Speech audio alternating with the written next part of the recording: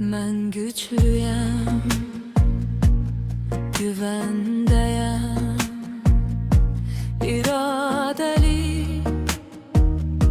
güvençliyem. Kalbim serttir, yolum tektir. Adım adım geleceğe ben gedirem, hissedirem məqsədimə, düz gedirəm. Bu yol alımdan heç dönmədən. Mən güclüyəm, sönmərəm, məqsədimə gedərəm.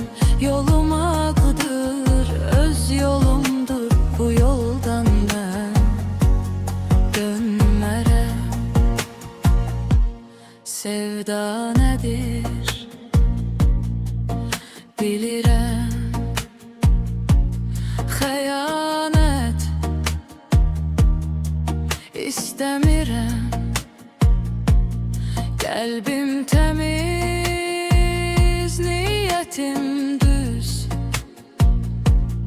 alnım açıq, sözüm düz. Hər nə olsa bəhtimiz, namusumuz, sözümüz. Sevda üçün ölərəm, bu sevgiden dönmərəm. Mən güclüyəm, sönmərəm, yanırəm, dönmərəm. Yolum axdır, öz yolumdur, bu yoldan mən dönmərəm. İşıqdayam, oyanmışam, mənə manə olan nədir? Qorxularım geridədir, öz gücümlə dik dururam.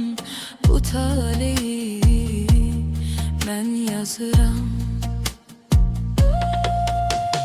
Mən güclüyəm, sönmərəm, inanıram, dönmərəm. Yolum axdır, öz yolumdur, bu yoldan mən dönmərəm.